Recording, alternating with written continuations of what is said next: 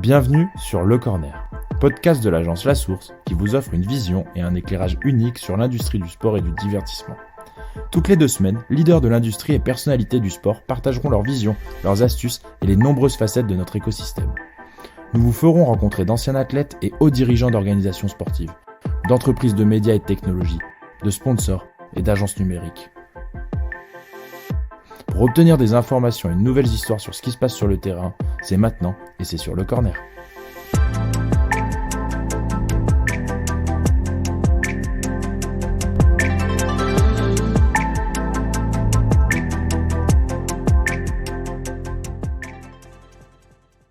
Bonjour et bienvenue sur ce nouvel épisode Le Corner. Aujourd'hui, j'ai la chance de tourner dans un lieu assez magique. Donc, je suis au centre d'entraînement du Rugby Club de Toulon. J'ai déjà eu le droit, avant de tourner ce podcast, à une visite de ce bel outil. Et j'ai le plaisir d'enregistrer ce podcast avec François Pesanti. Bonjour François, comment vas-tu ? Bonjour, mais très bien et bienvenue au cœur du campus RCT. Ouais, cœur, c'est le bon mot. Donc là, on est dans la salle en fait des séminaires, c'est ça, des événements en fait que le RCT peut accueillir au niveau de son centre d'entraînement. Donc moi, j'ai eu la chance ce matin, je suis arrivé sur ce même terrain, il y avait les joueurs qui s'entraînaient et en fait, juste en dessous de nous, il y a une brasserie.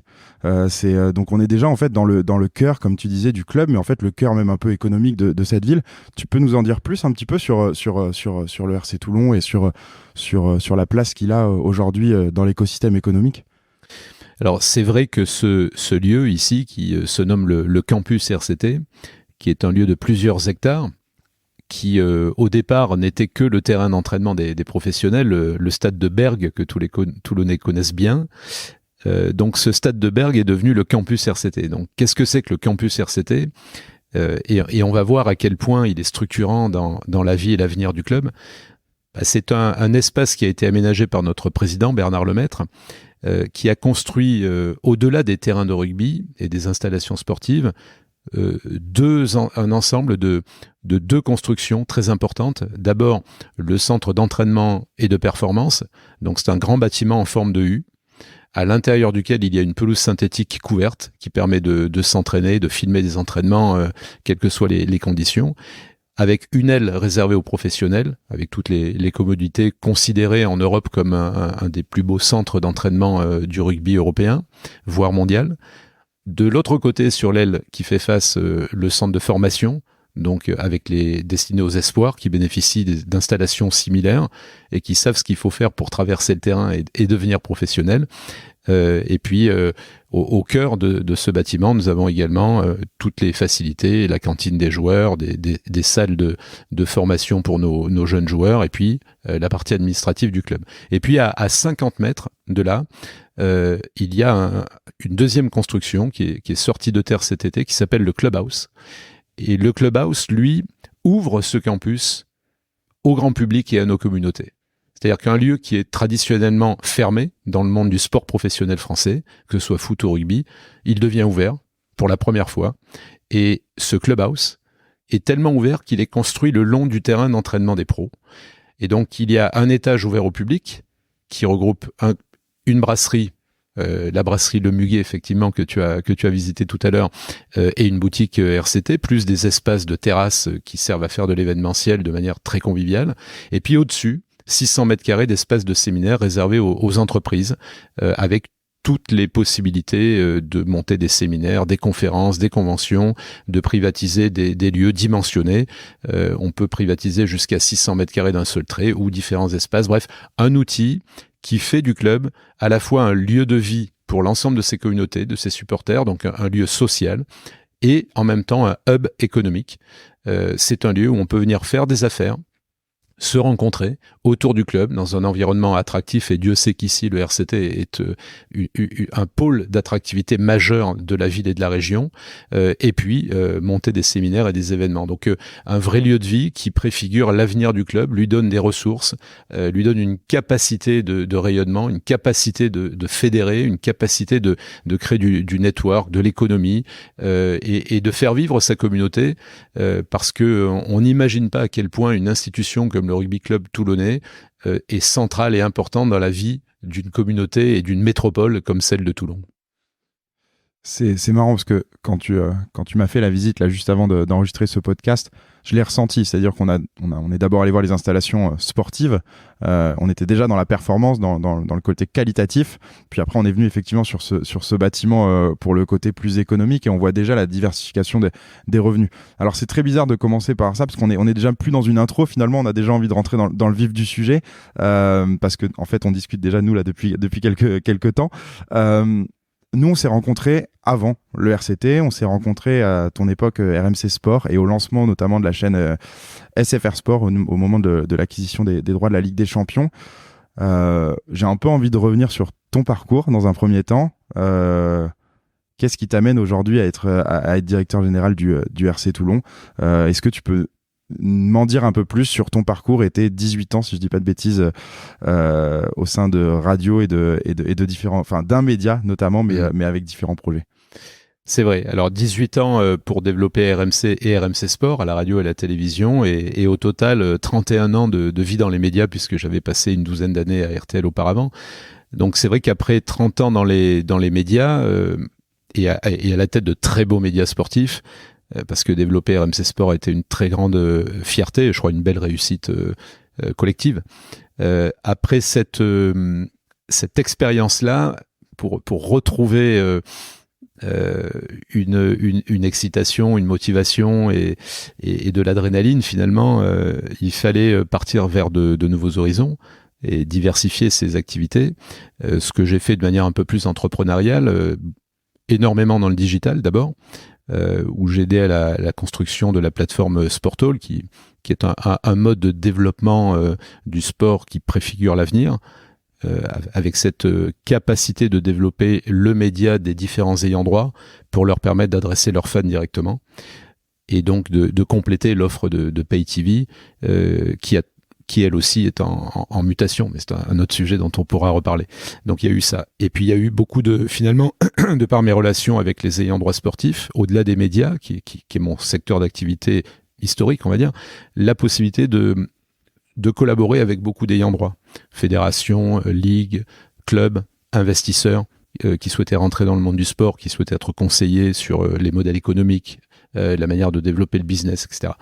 Et donc de fil en aiguille, au fil des missions, et parce que le rugby reste pour moi une passion particulière dans ce sport que j'aime au sens large, j'ai été amené à rencontrer des présidents de clubs, dont Bernard Lemaître. Et un beau jour, Bernard, avec lequel on s'était parlé sur d'autres sujets plus globaux, m'a appelé en me disant « Écoute, j'aimerais que tu viennes me voir ici au campus, j'aimerais te parler du projet RCT. » Bon. Et c'est en arrivant ici, en voyant ce qu'il avait construit ici, que je me suis rendu compte de la solidité, de l'importance, de l'ambition de ce projet et de la manière assez incroyable qu'avait Bernard à prendre cette belle marque du sport français, du rugby français, le RCT, pour la développer et en faire une machine de guerre. Parce que Bernard est ambitieux, il veut que ce club retrouve les sommets sportifs et pour accompagner cette ambition sportive, qu'on développe des moyens de pérenniser l'économie du club et de le financer. J'ai trouvé la démarche structurante, ambitieuse, très entrepreneuriale. Ça m'a plu et il m'a demandé de venir passer quelques années avec lui à temps plein, ce qui n'était pas du tout prévu au départ, ce qui n'était pas dans mes plans, mais j'ai été séduit à la fois par l'homme, sa vision. On rencontre assez rarement des hommes d'une telle stature. C'est quelqu'un qui a, avant le rugby, une réussite incroyable dans l'industrie. Et donc j'ai été charmé par l'homme, le projet, l'ambition, et donc j'ai eu envie de l'accompagner, donc de venir me poser mes valises pendant quelques temps ici à Toulon. Et je crois que c'est un choix, le bon choix, un choix pertinent, parce que je n'ai pas été déçu de la manière dont le projet est délivré, dont il est financé, dont il est construit, et c'est un grand privilège de pouvoir participer à cette construction aujourd'hui. On pourrait tourner 2 podcasts en un, parce que tu m'as parlé de 31 ans dans les médias, donc si mes calculs sont bons, ça nous amène en 92. Les médias ont changé entre 92 et maintenant, alors sans parler du RCT et de tous vos projets, parce qu'on va y venir après, mais si tu dois résumer ça en quelques lignes, quels ont été les grands éléments qui ont changé dans ton métier entre 92 quand tu as débuté du journalisme, si je dis pas de bêtises.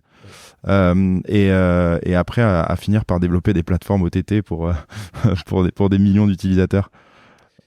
C'est vrai qu'on a vécu une révolution comme il y en a rarement eu dans l'histoire des médias, surtout sur les 10 dernières années d'ailleurs. C'est vrai qu'au début des années 90, lorsque j'arrive sur le marché du travail en tant que journaliste à l'époque à RTL, le choix qui est donné aux journalistes, c'est radio, télé ou presse écrite. Voilà. On ne parle pas encore de web, les réseaux sociaux n'existent pas. On travaille encore à l'ancienne avec les vieux Nagra. Alors, je vois qu'aujourd'hui pour les podcasts, il y a des outils beaucoup plus légers. La télévision, c'est encore une télé assez archaïque et finalement concentrée sur très peu de marques. Il y a très peu de grandes marques à la télé et à la radio. J'ai la chance de débuter à RTL, qui est la première radio de France et qui est restée très longtemps et qui, en matière de journalisme, est une école formidable. Une rédaction d'un niveau incroyable avec des personnalités référentes du monde des médias et du journalisme qui viennent de François, de toutes les plus grandes marques de l'info. Donc j'ai la chance d'apprendre ce métier dans de très bonnes conditions, dans une radio qui est incroyable à l'époque et qui est RTL, pilotée par Philippe Labro. Directeur de la rédaction, c'est Olivier Mazerolle. Geekedia au sport, enfin voilà. Que des noms de légende pour les gens qui connaissent bien les médias. Mais c'est marrant quand tu dis ça, parce que j'ai un peu l'impression que c'est ce que tu dis là par rapport à la radio, c'est ce qu'on a vu avec les années Canal aussi, avec tout un groupe de journalistes qui s'est formé et un groupe de personnes finalement qui ont géré les médias, on va dire, pendant des années. C'est vrai. Et d'ailleurs, tu as raison de citer Canal, parce que dans ce monde de la télé et de la radio, où donc seules quelques grandes marques, 3 grandes chaînes de télé, 4 grandes radios, 3 privées, une publique, se partagent le marché finalement et sont ultra puissantes à l'époque. Il y a une première évolution qui est Canal+, l'arrivée de la télévision payante. Ça, c'est une première évolution. Mais à l'époque, on reste quand même dans le métier de la télé. Voilà. Et Canal réussit son pari et montre quelque chose de formidable qui nous a tous structurés. Et j'ai moi-même été très inspiré par ce qu'a fait Charles Bietri dans les années 90 à Canal, notamment dans sa couverture des Jeux Olympiques, pour ensuite développer RMC et RMC Sport tel que nous l'avons fait. Et si Bietri n'avait pas été le pionnier qui a défriché cette capacité à couvrir les événements dans cette dimension-là, peut-être qu'on n'aurait pas eu l'idée ou même la présence d'esprit de se dire on peut le faire à la radio. Donc on l'a fait à la radio parce que ça avait été fait par Bietri et la télé, et je me suis dit que s'ils ont pu le faire en télé, on peut le faire à la radio. Et donc on a pu casser les lignes grâce à des pionniers comme ça. Donc après on a vu dans la période RMC, à partir de 2001, quand on a repris RMC avec Alain Veil, le développement d'une belle marque, mais dont le business était moribond. Plus d'audience, plus de public, plus de business. Et donc il a fallu restructurer complètement la marque, reconceptualiser la marque, retrouver un public, un discours, un ton, une âme, c'est très important. Et ensuite, grâce à la vision d'Alain et au côté très avant-gardiste du groupe, l'innovation était dans notre ADN. On a pu être des précurseurs dans les années 2000 de cette mutation vers le plurimédia. On ne faisait plus seulement de la radio, de la télé. On a monté des rédactions, notamment à RMC Sport, qui était pionnière en la matière. C'était la première en France, radio, télé, web. Voilà. À l'époque, ça m'a valu des discussions interminables, des conflits, des discussions âpres avec nos syndicats, avec la DRH, mais on a fait bouger les lignes. Et ce qui était incompris au départ est devenu le modèle. Voilà. Toutes les rédactions sont multimédia aujourd'hui parce que c'est la préfiguration de ce qui va se passer avec le digital. C'est-à-dire que le digital, c'est du multimédia, c'est du à la carte, c'est du multi-écran, c'est de la mobilité. C'est tout ce vers quoi on devait faire évoluer nos métiers pour correspondre aux usages de demain. À ce moment-là, tu regardes à l'étranger pour savoir ce qui va arriver. C'est-à-dire peut-être qu'aux États-Unis, c'était déjà un peu plus avancé sur la manière d'adresser l'audience. Alors, on a beaucoup regardé ce qui se passait aux États-Unis au niveau des antennes, dans la manière de conceptualiser RMC. Alain avait pris un consultant américain pour comprendre ce qui, en matière de radio au départ, puisque le groupe naît de la relance d'une radio, RMC, avant de développer BFM et tout le reste, comprendre ce qui fonctionnait le mieux aux États-Unis, en termes d'efficacité, de revenus, voilà, de tendance. Et donc là, la réponse a été, on était en plein boom des talk radio aux États-Unis, des radios parlées. En France, on avait des radios généralistes qui faisaient un peu de tout, et puis des radios musicales, voilà. Et puis France Info. Mais il y avait peu de radios talk, c'est-à-dire de radios qui soient fondées à 100% sur le débat autour de l'actualité, le débat, l'opinion. Donc ça marchait. Et de toutes les talk radios, on a pris celle qui marchait le mieux en termes de revenus et de rentabilité. C'était une radio qui s'appelait WFAN aux États-Unis. Donc Alain nous a dit, voilà, on va faire ça. Info, talk sport. Donc un programme basé à 100% sur l'actualité et l'opinion, avec de l'info le matin, du sport l'après-midi. Et c'est comme ça qu'est né RMC. C'est comme ça qu'RMC a cartonné. C'est-à-dire qu'en 3 ans, RMC est devenu rentable. Ça a été 12 ans de sondage consécutifs à la hausse, la plus belle réussite de la radio française peut-être des 50 dernières années. Enfin, en termes de relance, il n'y a pas d'autre équivalent. Il y a eu la naissance de France Info, bien sûr. Mais en termes de relance, voilà, le succès d'RMC et ces 12 ans de hausse consécutive sans discontinuer, c'était un record. Et donc, ça a été le point d'ancrage du groupe qui a permis de développer, de financer BFM, qui a permis de développer RMC Sport, qui a permis de développer ensuite dans le documentaire RMC Découverte, puis RMC Story, et de construire un groupe mature. Et donc, ça a été une formidable aventure. Mais ce qui nous a permis de développer tout ça aussi vite, en partant d'une base assez étroite, finalement, le succès d'RMC, comparé à TF1, M6, etc., c'est petit comme socle. Mais cette agilité, cette capacité à aller dans l'innovation, à faire bouger les métiers, à faire bouger les organisations, à produire différemment, nous a aidé à aller beaucoup plus vite et finalement à nous déployer de manière relativement rentable très rapidement. Voilà. Et donc on a inventé ces concepts de radio, télé, multidiffusée, de rédaction plurimédia, dans laquelle les journalistes savent faire de l'audio, de la vidéo, du texte. Et finalement, ce qui était pionnier dans ces années-là est aujourd'hui la donne, jusqu'au service public, qui s'y met de manière très naturelle parce que les outils évoluent, les usages évoluent, les supports évoluent. Donc il faut être armé pour cette révolution digitale. Et je crois que notre groupe l'a réussi très bien et peut-être mieux que d'autres parce qu'il y a eu cette volonté de pionnier de pouvoir toujours profiter de l'innovation pour avancer plus vite que les autres. Comment tu fais pour faire adopter à tous tes partenaires la même stratégie? Alors tu as dit, on a dû discuter avec les DRH, les syndicats, etc. Mais c'est une question qui est valable même ici. Tu arrives à Toulon avec des gens qui ont des habitudes dans la façon de travailler. Toi, tu vas arriver avec des idées novatrices. C'est quoi le hack, en fait, pour arriver à faire que tout le monde suive le discours et leur faire comprendre vers où tu vas? Parce que pour eux, peut-être c'est moins évident que toi dans ta tête, parce que oui, t'as pris le temps de regarder ce qui se faisait aux États-Unis, de regarder l'audience, il faut évangéliser aussi en interne, j'imagine. Alors absolument. En précisant d'abord que je suis venu ici pour aider le club à se développer et à crever une sorte de plafond de verre, mais pas pour faire la révolution. Voilà. Et on fait pas la révolution dans un club. Un club, c'est un peu comme une grande marque de médias, d'ailleurs. Ouais. C'est une institution, une marque qu'il faut respecter, qui existe par son histoire, son palmarès, les hommes qui ont porté son maillot, les supporters qui sont là de père en fils. Le socle, il est là. Voilà. Un club, c'est d'abord ça. Sans ça, il n'y a pas de club. Voilà. Et Toulon, c'est d'abord ça. C'est ces gens qui ont marqué l'histoire, qui ont gagné des titres, qui ont fait avancer ce club. Leurs supporters, qui le soutiennent, qui sont tout le temps là. Ils seront toujours là. Nous, on peut être de passage, eux, ils seront toujours là. Mais c'est comme dans les médias. Dans la vie d'une marque comme RMC, on n'est que de passage. Voilà. Et il faut faire en sorte que son passage soit fructueux, mais finalement, on n'est que de passage. Et donc, je suis arrivé avec cette humilité-là ici, en me disant, c'est pas parce que tu es un personnage des médias que tu vas être un personnage du RCT. Je venais surtout pour aider le club à évoluer sur des domaines particuliers pour essayer de mettre finalement le club et sa dimension économique, son développement au diapason de son ambition sportive. Voilà.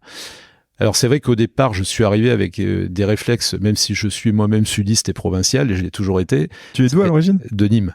Voilà. Donc chez moi dans le Gard, on chante aussi la Coupe au Santo et on a une culture rugby très toulonnaise aussi, donc pour ça que je me sentais assez légitime rugbystiquement ici.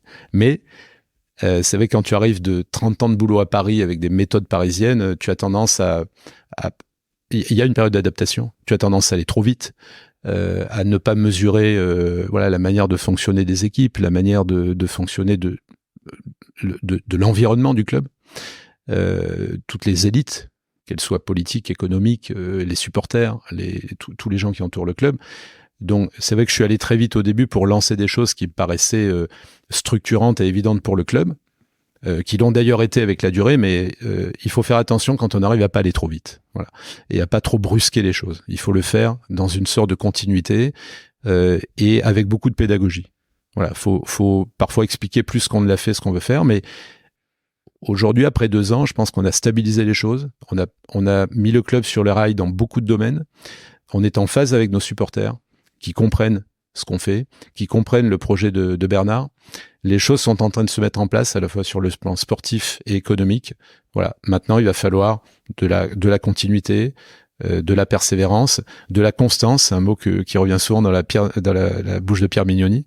Pour le sportif, on doit se mettre nous aussi au diapason de cette constance. Voilà. Il faut délivrer tout le temps. Un club, c'est quelque chose de extrêmement prenant, comme un média. On est tout le temps sur le pont. Il y a toujours un autre match. Il y a toujours des sujets. On est toujours sous les feux de l'actualité. On est des PME, en termes de taille d'entreprise. C'est pas énorme. En revanche, médiatiquement, c'est énorme. Il faut faire très attention à tout ce qu'on fait parce qu'on est un phare. On est observé. On représente beaucoup de choses. Donc, il faut faire très attention. Et je vais rebondir après sur tout ce que tu fais ici à Toulon, mais je reste encore un peu sur la partie média et c'était ça qui m'intéressait de savoir un peu comment tu arrivais justement à embarquer des gens avec toi.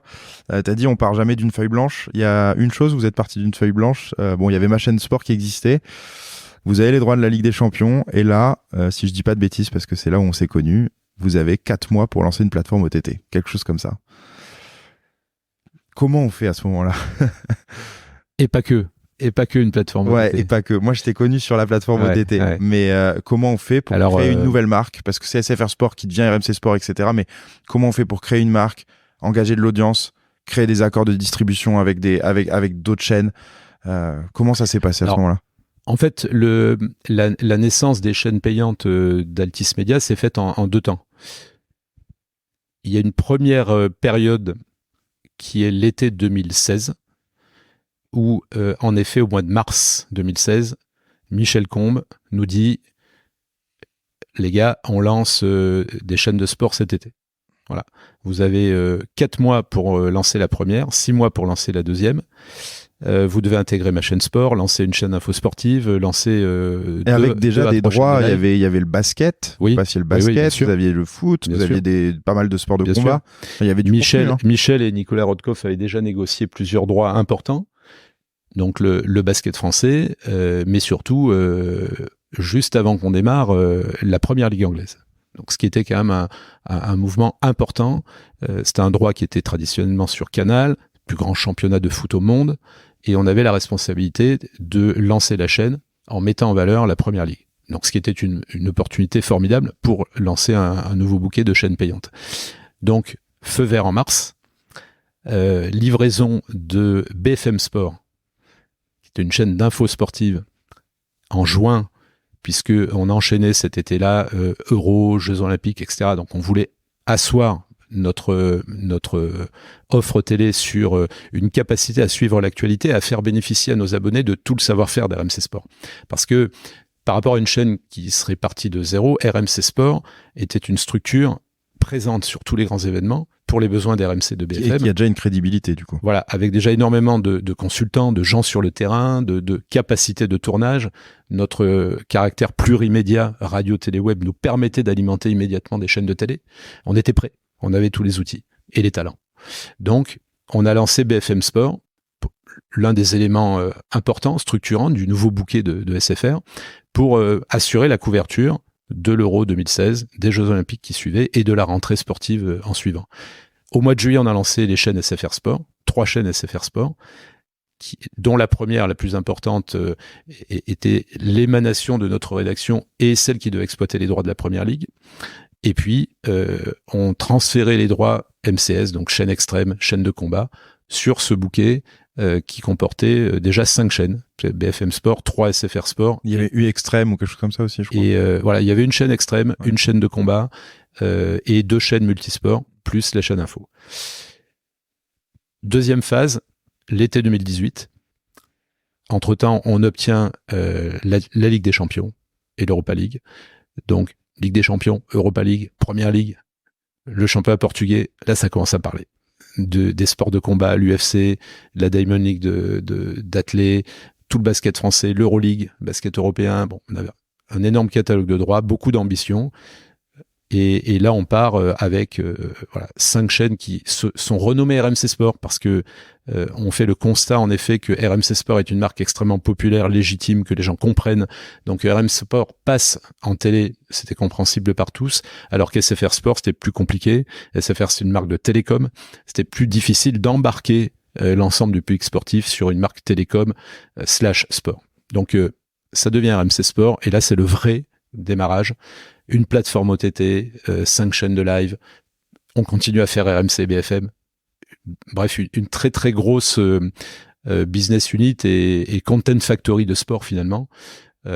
Donc avec une énorme ambition, à la fois sur le gratuit et le payant, et une couverture totalement exhaustive du sport, puisqu'on couvrait la totalité du sport pour nos antennes radio, télé gratuites et notre chaîne info, et on couvrait donc les droits acquis par le groupe sur nos chaînes payantes. Et à ce moment-là, tu es quand même associé à un telco, ce que tu disais avec SFR.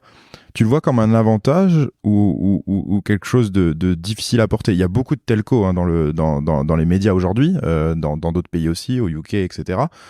Tu l'as vu comme un avantage d'être épaulé par un SFR derrière en termes de structure, parce que c'est quand même des énormes boîtes, ou c'était plutôt quelque chose de contraignant finalement dans le développement?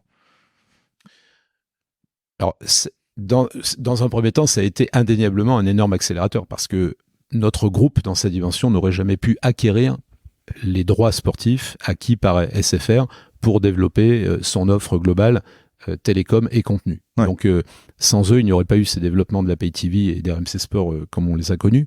Donc, c'est indéniablement un accélérateur formidable. Ensuite, on est arrivé à... Ce projet a été monté à un moment où le marché commençait à basculer vers le digital, où aux États-Unis, le cord cutting remettait en partie en cause cette logique de rapprochement entre les telcos, les câblos et les entreprises de contenu. Donc, finalement, on était parfaitement dans l'air du temps, mais on a vu l'air du temps tourner assez vite. Et quand je vous parlais de la rapidité, de la violence de la transformation digitale qui touche les médias aujourd'hui, elle est là. Voilà. À ce moment-là, on lance sur finalement un ancien modèle de la Pay TV, soutenu par un telco, avec une énorme force de promotion, d'énormes investissements. Donc, on se pensait sur les rails. Mais finalement, ce projet-là prend de plein fouet dans la figure cette transition radicale vers le digital qui fait que d'un coup, dans les foyers, notamment les plus jeunes, on ne veut plus forcément payer pour des offres englobant tout. Mon accès Internet haut débit, plus mes contenus, mes chaînes, etc.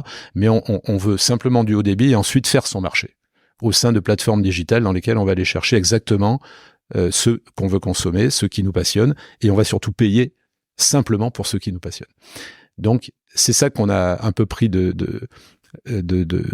plein fouet finalement, mais en même temps, il fallait être prêt.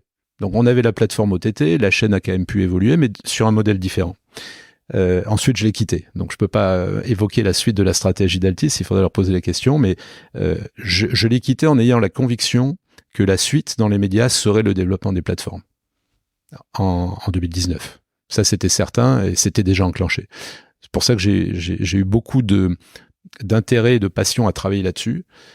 Parce que même si on se sent en avance de phase, on se dit c'est la manière de nous adapter aux usages de demain. Et l'usage de demain, c'est j'ai un écran, je m'abonne à des offres, à des contenus, je peux les consommer sur n'importe quel écran, en mobilité, à la carte. Voilà, je veux pouvoir payer pour ce que je consomme réellement. Je veux pouvoir voir des sports qui me passionnent et pas être obligé de regarder des sports qui ne m'intéressent pas ou des chaînes linéaires qui m'imposent un programme que je ne veux pas regarder. Donc ce à la carte, rendu possible par le digital, c'était le tournant auquel on devait s'adapter. Bon, c'est un des premiers projets que tu as lancé au RCT aussi, donc consommer à la carte ce qui nous passionne. Bon, tu m'as fait la passe décisive parfaite, hein, donc tu as développé donc RCT Play, je crois le nom. Donc offre pour les fans, pour consommer tout le rugby du RCT, c'est ça? Oui, c'est ça. Alors, à notre petite échelle du RCT, on a monté notre média parce que c'est très important dans la volonté d'ouverture du club de mieux communiquer avec les fans et finalement de leur montrer ce qui les passionne au quotidien et qu'ils ne voient pas. Donc, ça se fait de deux façons. Soit à travers le clubhouse, on a la possibilité de venir voir l'équipe juste en face de nous physiquement. Mais si on est loin du club ou qu'on ne peut pas venir physiquement, il y a RCT Play, qui est une plateforme d'accès gratuit et qui permet de visionner les reportages inside tournés au sein du club, tournés avec nos joueurs. Et finalement, on vient compléter le travail des médias, et surtout pas se substituer à eux, mais on vient le compléter au sens où, et je le comprends, aucun média ne va passer son temps et consacrer ses pages, ses antennes, à la couverture du RCT. Voilà. Ils doivent s'occuper de tous les médias, pas que du RCT. Mais les fans du RCT, eux, s'ils peuvent avoir du contenu tous les jours, ça les intéresse parce qu'ils sont passionnés par ça. Donc c'est là-dessus qu'on peut venir en complément de ce que font les médias pour nourrir la passion de nos supporters au quotidien. Voilà. Et donc, on peut découvrir sur RCT Play gratuitement des contenus tournés en inside, à l'intérieur du club, des interviews longue durée de toutes les recrues qui arrivent au club, découvrir des personnalités. On peut aussi voir en direct les matchs de nos espoirs. On a mis ça en place parce que nos espoirs, c'est très important pour les gens du club. Voilà, donc tout cet ensemble de contenus, c'est aussi du lien, de la communication et quelque chose qu'on ouvre à notre public. Ça représente combien de personnes à peu près la base de fans et le bassin que vous touchez via le club? Vous l'estimez comment? Je sais pas comment vous avez quoi, des hardcore fans? Vous avez après un bassin plus large? Vous dites que vous pouvez les adresser 1 ou 2 fois par an? Comment ça marche? Alors nous avons aujourd'hui différents, il y a différentes strates, hein, évidemment, pour mesurer tout ça. Là, tu as des joueurs quand même étrangers, des stars, on les a croisés tout à l'heure, gallois, écossais, etc. Donc c'est des marchés que vous pouvez potentiellement un petit peu adresser, j'imagine? Oui, bien sûr. On s'adresse d'abord à nos supporters ici sur Toulon et la métropole, mais finalement, le RCT, parce que c'est une marque européenne, une marque mondiale du rugby. C'est un club reconnu partout, de par son palmarès de la grande époque des années 2010. Donc c'est un club qui intéresse aussi des supporters ou des amateurs de rugby bien au-delà du VAR. Donc on doit être capable, en effet, via ces outils digitaux, de les adresser, comme on dit. Donc, moi, il y a un indicateur que je regarde beaucoup, c'est la fanbase social media. Voilà, c'est l'ensemble des amateurs, des fans, des supporters du club qui sont inscrits sur les différents comptes sociaux du club ou qui fréquentent le site. Ça, c'est une base de quasiment 1 million de personnes. Voilà, il y a 1 million de personnes qui consomment les comptes sociaux du club, son site internet ou son appli. C'est considérable. Sur une agglo de, tu me disais tout à l'heure pendant la visite, 500 000 personnes. Une agglo d'un peu plus de 500 000 personnes. Mais on voit à quel point le RCT rayonne, bien sûr. Et quand des stars internationales arrivent, et on en a une douzaine, voire une quinzaine au club, on produit des contenus dans leur langue d'origine aussi, pour les adresser via les comptes sociaux du club vers ces pays-là, où ces joueurs ont des supporters également, et à travers eux, ils découvrent la vie du club, et à travers eux, ils découvrent le RCT. Donc tout ça, c'est très important, et ça participe au rayonnement du club. Donc moi, c'est ce million-là que je regarde, et que j'essaie de développer. Voilà. Comment on peut, demain, être 1,5 million, 2 millions, voilà, autour du club. Ensuite, il y a des strates de CRM, voilà, un peu plus pointues.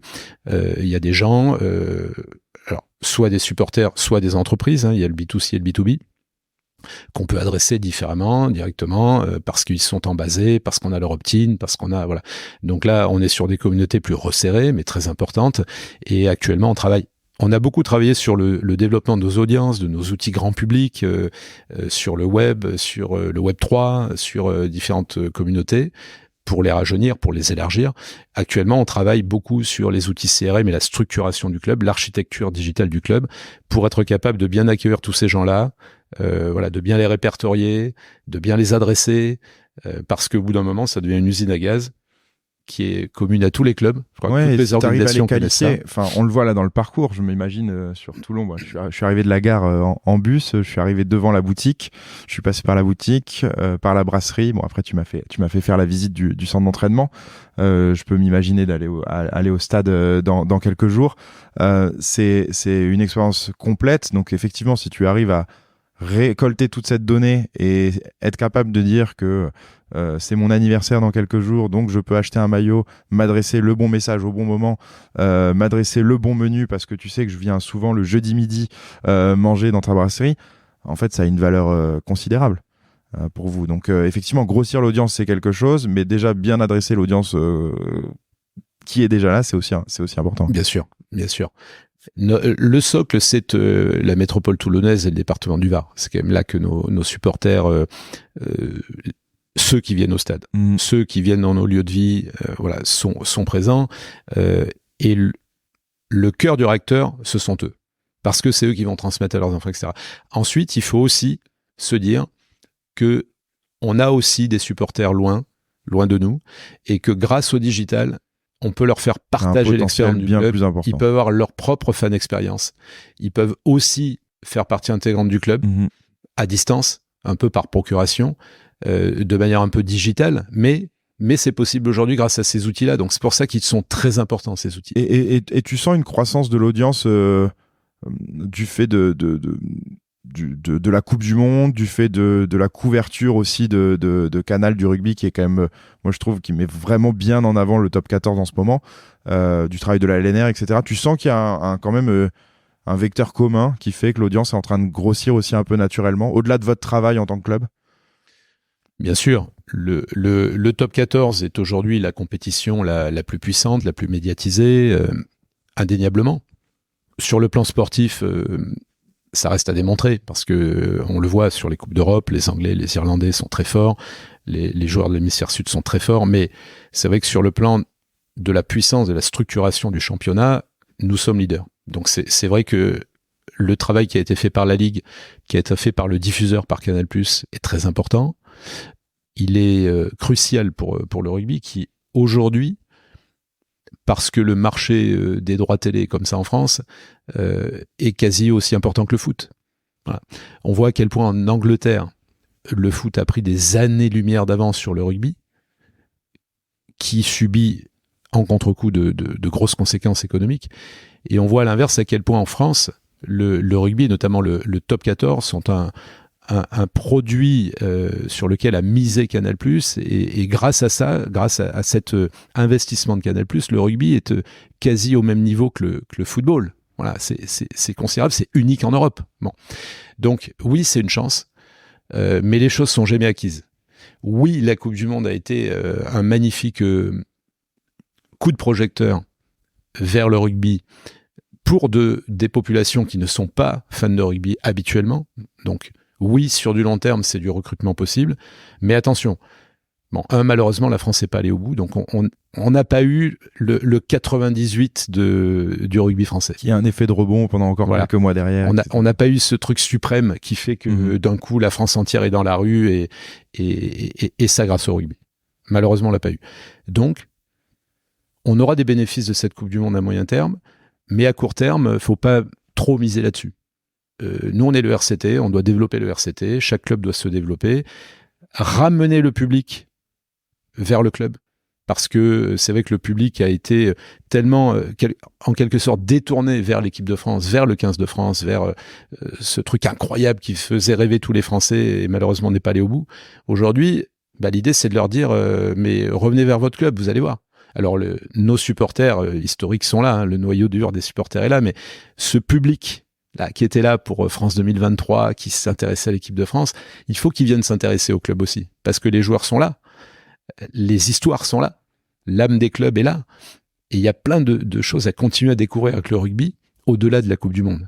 Donc c'est ce travail-là qu'on doit faire, parce qu'il n'est pas évident, et ponctuellement, la Coupe du Monde, elle a même un peu détourné tout le monde des clubs, parce que pendant 2 mois, il n'y a pas eu de compétition de clubs, tout le monde s'intéressait à la Coupe du Monde, a beaucoup dépensé ou investi dans la Coupe du Monde. Donc maintenant, à nous de faire revenir les fans vers les clubs, de re-remplir les stades, de les remobiliser là-dessus. Donc bien sûr, on aura des effets à moyen terme, mais à court terme, il y a du travail.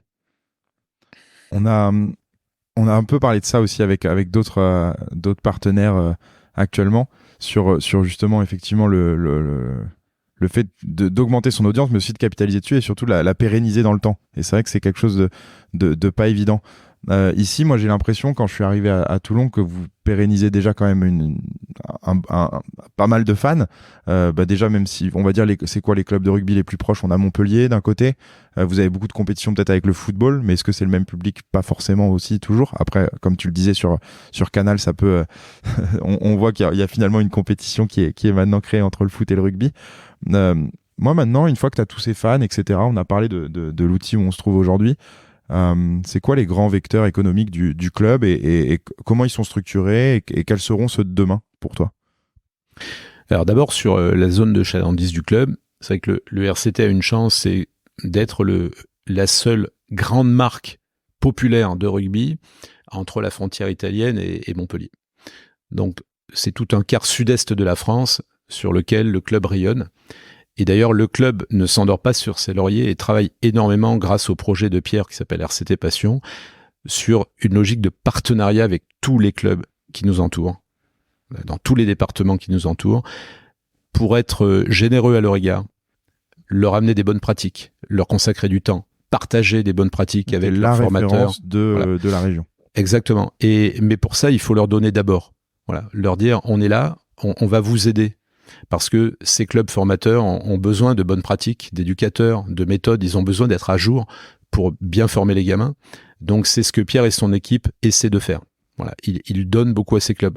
On reçoit ici au campus des équipes, des staffs, voilà, pour partager les bonnes pratiques et pour finalement essayer d'installer un logiciel commun entre le RCT et tous ces clubs, une culture du jeu commune, qui permettra à la région tout entière de garder ses talents au plus haut niveau grâce au RCT. Voilà. Pour qu'un jour, les meilleurs talents soient mieux détectés, soient mieux pris en charge ici, ensuite vers le plus haut niveau, et soient ici dans leur région, dans un logiciel commun en termes de jeu, si je puis dire, voilà, une identité commune.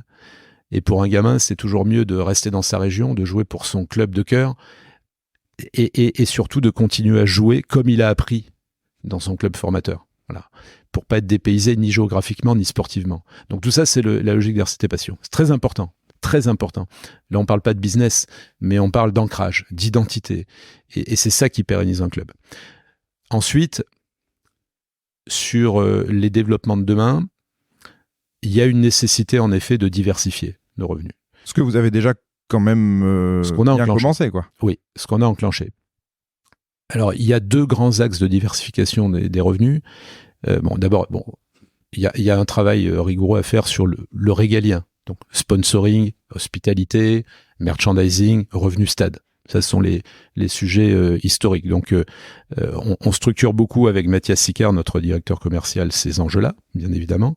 Mais ensuite, il faut trouver de nouveaux revenus et donc diversifier l'activité. Là-dessus, il y a un axe essentiel qui est l'événementiel. Donc, on vient de lancer RCT Event pour développer de l'événementiel, bien sûr, ici au campus, à travers cet espace de séminaire notamment, et cette logique de hub économique. Donc, le RCT Business Club va beaucoup se développer. On va démultiplier les partenariats avec le monde économique. On va faire venir des boîtes de plus en plus loin pour partager des expériences ici. Donc, développer à travers ce lieu, ce hub économique. Mais pas seulement. On veut travailler de nouvelles thématiques comme l'environnement, comme l'emploi, comme la formation, des enjeux RSE. On veut les développer pour apporter une réponse finalement à des besoins qui existent sur notre territoire et qui ne sont pas pourvus ou que personne ne fédère aujourd'hui ou pas assez. Donc on peut être un catalyseur de tout ça à travers de l'événementiel. Donc monter des séminaires, des conférences, des événements ici, hors campus également, travailler sur le sport santé, permettre de développer des compétitions de masse, des compétitions grand public, de sensibiliser les gens à la santé par le sport. Voilà, tout ça, ce sont des compétences qu'on a ici, qu'on peut mettre à disposition de ces différentes causes. Et donc, tout ça, c'est un travail qui va, en étant utile, permettre de développer le club sur de nouvelles activités et donc générer aussi par ricochet de nouvelles sources de revenus. Mais des sources de revenus qui ont un sens et qui sont utiles. Voilà. C'est intéressant de te positionner comme catalyseur. Effectivement, tu es sans politique, sans fanion politique, sans fanion religieux ou autre. Donc, c'est derrière une marque où tout le monde peut être passionné. Donc, c'est très bien, je trouve, comme démarche. Tu insistais énormément sur le côté social. Quand on a visité tout à l'heure le centre d'entraînement et notamment les jeunes, tu m'as dit que vous demandiez aux jeunes notamment d'avoir un bac +2 minimum. Ça rentrait dans vos critères. Donc, pour toi, le club de demain, c'est un club aussi qui finalement n'a pas que des enjeux business, parce que là, dans tout ce que tu me dis, effectivement, bon, à la fin, c'est générer des revenus. On parlait de diversification, mais dans la façon dont tu le dis, c'est pas générer des revenus n'importe comment non plus, si je comprends bien. Dans votre politique, vous l'ancrez énormément. Absolument, parce qu'un club n'est pas n'importe quelle entreprise. Un club porte une histoire, porte des valeurs, porte des attentes de la part de toute une communauté. Donc il faut être à l'écoute de ces attentes et se développer aussi en fonction d'elles. Voilà. C'est très important. C'est ce que nous demande notre communauté, c'est ce que attendent nos partenaires, qu'on ait une attitude exemplaire, voilà, dans notre fonction sociale.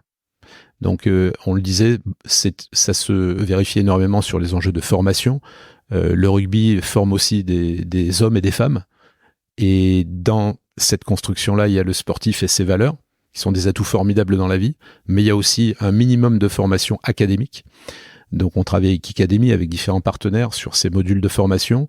En effet, on tend vers le bac +2 pour tous les jeunes professionnels qui sont passés au club.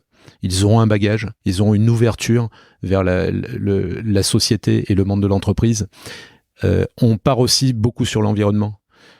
On s'attache à être exemplaire sur le plan de l'empreinte énergétique. Vous avez fait un événement, je crois, d'ailleurs. Et voilà. Et au-delà de notre empreinte énergétique, on travaille également sur l'environnement marin qui est le nôtre. On est le seul stade à jouer avec vue sur la mer en France. Donc, on a lancé une opération qui s'appelle Neptunalia pour la sauvegarde de la Méditerranée, qu'on a initié au départ avec le préfet maritime qui vient souvent au club, qui est un ami du club et qui nous a invités à nous occuper de cette cause-là qui est très importante, qui impacte notre territoire de manière directe, qui impacte notre culture. Nous sommes une culture méditerranéenne, donc on devait bien ça à la Méditerranée. Donc on va essayer avec nos moyens de fédérer le mouvement sportif, les médias, autour de cette cause et de réunir lors d'un événement qui aura lieu au mois de mai prochain, un grand événement qu'on veut international, de réunir des experts, des scientifiques, des politiques, des entreprises autour de cette cause de la Méditerranée et de jouer notre rôle d'amplificateur finalement pour aider tout le monde à prendre conscience de ces enjeux-là. C'est un exemple de ce qu'on fait et il y en a beaucoup d'autres. On va beaucoup s'intéresser à l'emploi, à la solidarité, à l'insertion dans les quartiers et voir ce que notre plateforme finalement de marque peut mettre à disposition de ces causes-là. On ne peut pas aujourd'hui développer du business sans avoir en tête cette dimension et la place que peut avoir une institution comme la nôtre dans sa communauté. Et je t'ai déjà un petit peu posé la question tout à l'heure pendant la visite, mais sur tous ces projets, quelle est l'implication des joueurs et du côté sportif? Donc toi, tu t'occupes vraiment du côté administratif, comme tu m'expliquais. C'est tout le côté sportif. Donc bon, leur objectif numéro 1, c'est de gagner des matchs. Mais après, tu arrives à les impliquer. Ils ont conscience de tout ce qui se passe justement en termes d'évolution et vers où le club va. Oui, on a la chance dans le rugby d'avoir des joueurs bien ancrés dans les réalités du quotidien. Même si ce sont parfois de grandes stars. C'était un message pour un autre sport, ça, non? Non, parce qu'il y a aussi beaucoup de joueurs très conscients et très bien dans le football, par exemple. Non, mais en tout cas, dans le rugby, ils sont tous conscients des réalités et tous les deux pieds bien dans la terre. Et quand ils signent dans le club, ici, ils signent une charte, un règlement intérieur, dans lequel figurent les obligations qui sont les leurs. Donc, ils ont des obligations vis-à-vis de leur employeur. Leur club, c'est un employeur, et notamment de participer, de s'impliquer dans différentes opérations liées à la fondation, à nos actions, à nos engagements, ou liées à nos partenaires économiques, bien évidemment. Dans le cadre du droit collectif, il y a des cadres, il y a des choses qui peuvent être faites, et ces joueurs font partie des activations que l'on met à disposition de nos partenaires, notamment, pour leur permettre de remplir leurs objectifs à nos côtés. Quand on lance une opération de sponsoring, elle repose sur beaucoup d'activations, Parce qu'aujourd'hui, l'idée, c'est de construire des choses structurantes qui font sens avec nos partenaires.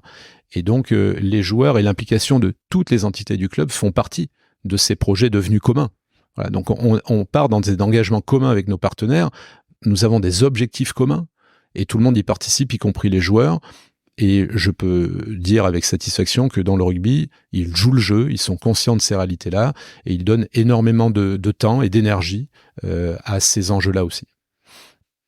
Alors, on s'était donné un timing pour enregistrer ce podcast, donc je vais devoir bientôt te laisser. Quels sont les projets à venir pour le RCT ? Alors, bon, ça va être plus difficile de refaire un bâtiment aussi beau que celui-là dans les 2 ans, mais on va déjà capitaliser dessus. Mais quels sont les projets pour cette saison et les saisons suivantes ? Il y a déjà des lignes directrices un peu qui sont évoquées. Oui, nous avons démarré cette année un plan de développement à 5 ans autour de Bernard Lemaître. Donc, la construction de cet ensemble et de ce clubhouse sont un élément très structurant, qui sont le point de départ d'une stratégie qui va nous voir développer beaucoup d'événementiels, on l'a dit.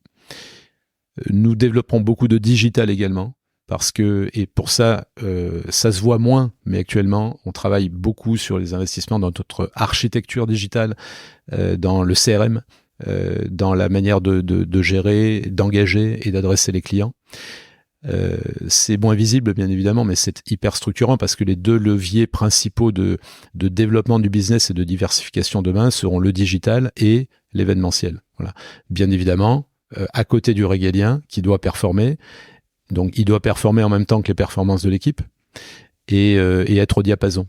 Mais là-dessus, il y a assez peu de doute. Si l'équipe poursuit dans la constance qui est la sienne, dans les résultats qui sont les siens actuellement, dans surtout l'état d'esprit qu'elle démontre et l'âme qui est en train d'installer Pierre Mignoni et tout son staff autour de ce groupe, on peut rêver d'aller chercher à nouveau des titres, de rayonner à nouveau au plan français européen et d'être à nouveau un club leader. Ce sera le cas inévitablement dans les 5 ans compte tenu de tout ce qui est investi à Toulon. Donc ensuite à nous, sur le plan de l'accompagnement économique, d'être au diapason, de savoir accompagner ces victoires-là et de remettre le club à flot. Il faut bien comprendre que même si les gens qui possèdent des clubs comme le RCT, comme Bernard Lemaître, sont venus par passion et parce qu'ils avaient les moyens de financer ces clubs, personne n'est là pour gagner de l'argent sur le dos du club. Ces clubs-là perdent de l'argent, plus ou moins. Notre travail, c'est de faire en sorte qu'ils soient à l'équilibre, parce que tout sera réinvesti dans le sportif, dans les structures, etc. Mais d'ores et déjà, les mettre à l'équilibre. Voilà, c'est un enjeu majeur pour nous, pour les 5 années qui viennent. Merci beaucoup François pour ton temps. J'ai l'habitude de poser une dernière question, promis c'est la dernière. Est-ce que tu as quelque chose qui t'a inspiré ces derniers temps, un livre, une série, quelque chose que tu pourrais conseiller à nos auditeurs ? Alors écoute, je suis en train de regarder de l'Arme et de sang. J'ai regardé la première saison. J'ai regardé aussi. C'était très bien fait, assez fascinant. J'aime beaucoup la fiction, la manière dont les histoires vraies sont fictionnées dans les séries. Ça fait partie des nouveaux modèles de médias Tout à fait, que les plateformes développent énormément. Donc ça, je le recommanderais. Et après, j'ai assez peu de temps, j'avoue, en ce moment, pour faire autre chose que les activités liées au club. Mais voilà, lorsque le temps de cerveau disponible me permet de regarder un peu les séries, je fais ça pas mal. Et puis en termes de bouquins, je suis en train de finir un livre qui s'appelle Blanc, Sylvain Tesson, qui est pas nouveau cette année, mais qu'on m'a offert cette année. Comme je suis un passionné de la montagne, je l'ai dévoré en quelques jours et c'était passionnant. Mais il faut aimer la montagne et la philosophie de la vie. Bon, mais c'est bien ça comme fin de phrase. Merci comme fin de podcast. Merci beaucoup François pour ton temps et à très vite. À bientôt, merci. Ça y est, vous êtes arrivé à la fin de cet épisode. On espère que vous l'avez apprécié et si c'est le cas, n'hésitez pas à lui donner 5 étoiles sur votre plateforme d'écoute préférée. En attendant, vous pouvez toujours visiter notre site internet www.lasource.io pour en savoir plus sur nos activités ou tout simplement vous abonner à notre newsletter pour recevoir le meilleur de l'actualité, sport et tech chaque mois dans votre boîte mail. Et je vous dis à bientôt pour un nouvel épisode Le Corner. Le Corner.